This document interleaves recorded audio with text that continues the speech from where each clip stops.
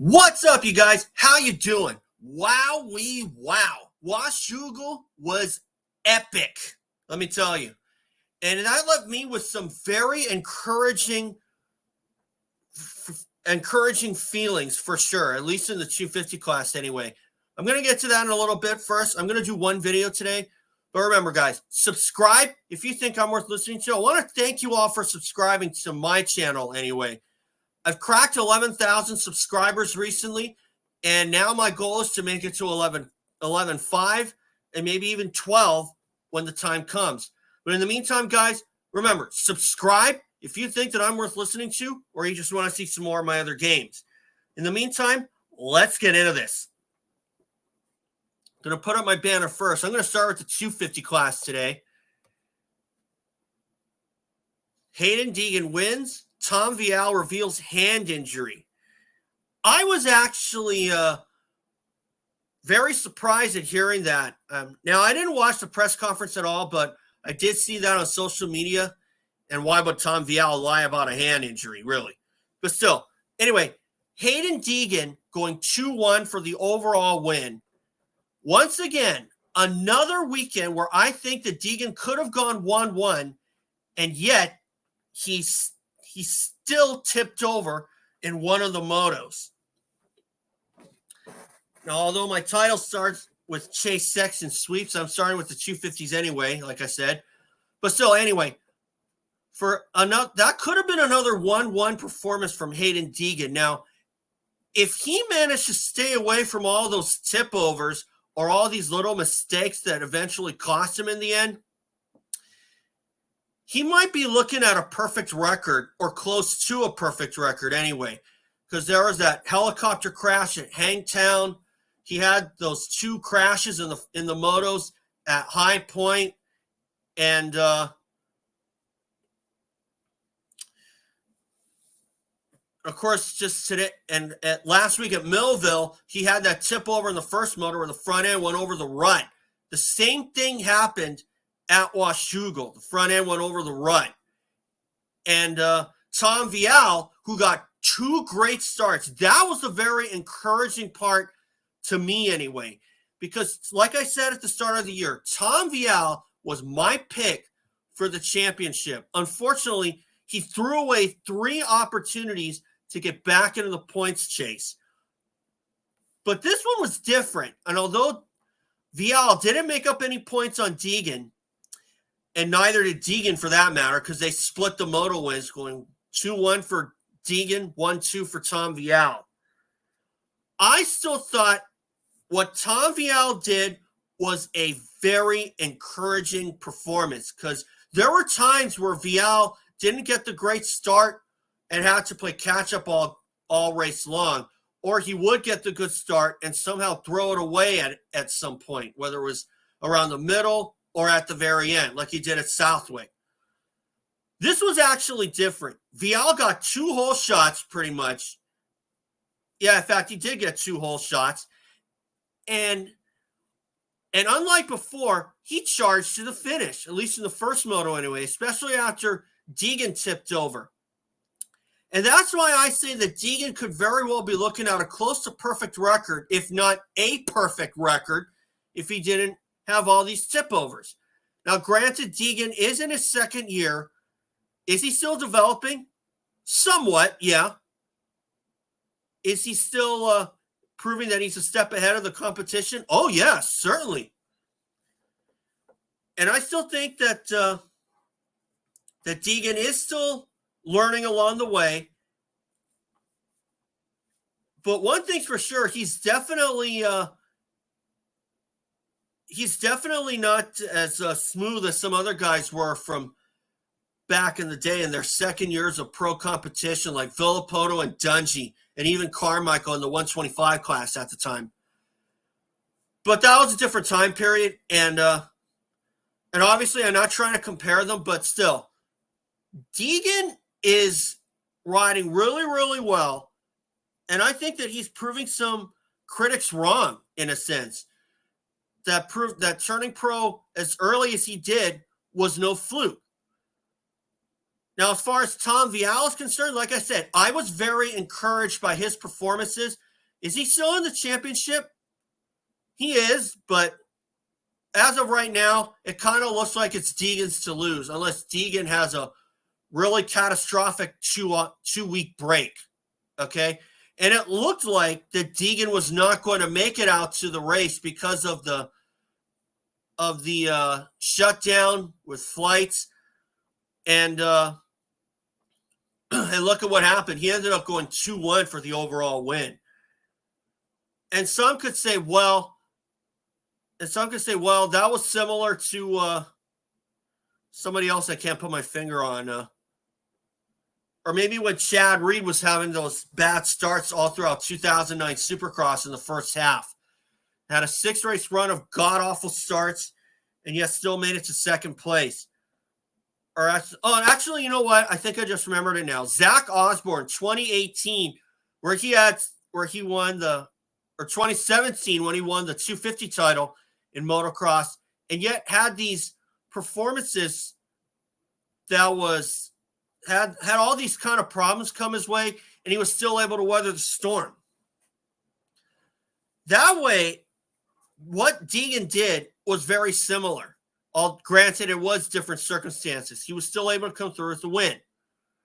But the end result was still the win, the end result was still the win, I should say. But I still think, as far as other guys go, Chance Hymas, oh gosh, if there was a reward for toughest competitor, Chance Hymas would win that one by a long shot.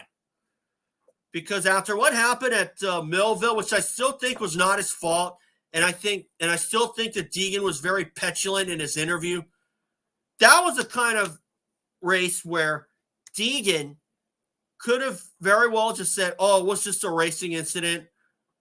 Hope Chance is okay. But when was the last time he said that, really? But so, anyway, Chance Hymas coming through after being hurt at Millville in the first turn. That guy still wins. That guy was still win the tough. That guy was still win the tough guy award by a long shot. He kind of pulled like a Chad Reed kind of deal when Reed was hurt and he still raced and still got on the podium. Now Chance Hymas did not get on the podium, but I'm sure he won the hearts of many with his gritty performance. So I was also encouraged by some other guys in the second moto, like Ryder DeFrancesco. He's slowly been getting better. He's still been making some progress. And something tells me that we may see Ryder D on the box before this season's over. If not in motocross, then maybe in Super Duper. Okay? And that's where I'll leave it. So now for the 450 class. Chase Sexton sweeps again. Aaron Plessinger could have won Moto 1. Now, as far as Chase Sexton goes, I don't think anybody's going to stop him unless it's himself. Or if Eli Telmack and Cooper Webb come back. But at the same time, I don't think Cooper Webb is going to be up to par. And something tells me that this is what we're going to see out of Cooper Webb from now on. He's on par in Supercross, but when motocross comes around, he's putting in performances of, what the heck was that? What the heck did you do? He could be another form of Chris Gosler and Billy Laninovich in a sense. And because those guys were on par in Supercross, but were nowhere in motocross until Laninovich started putting in some good performances until he got hurt at Budds Creek 2006 and hurt his knee, and that pretty much ruined his career. And then he ended up getting a real job. So anyway, Chase Sexton, 7 moto wins. The only person that can beat him is himself, just like James Stewart. But Aaron Plessinger, oh gosh, I fell for that kid after Moto 1 and Moto 2 as well when he didn't get the great start. And Plessinger, I think, could have won Moto 1 if not held off Chase Sexton a lot longer, maybe to the finish, had he not stalled the bike. But we'll never know now. But I like the comment of what he said on the podium with the how to use the clutch for dummies. That was original. That was definitely original. And but then again, Chase Sexton, I don't think there was any way that you were going to beat him that day unless he tipped over again, like he did off the start. And fortunately, it wasn't a bad fall by Sexton off the start. But Plessinger, oh gosh, I hope he doesn't lose any sleep during this 2-week break. And the same could also go for Hunter Lawrence with the performances that he's been putting in as of late. Something tells me that Hunter could be more hurt, like I said in my prior video, like in one of my prior videos.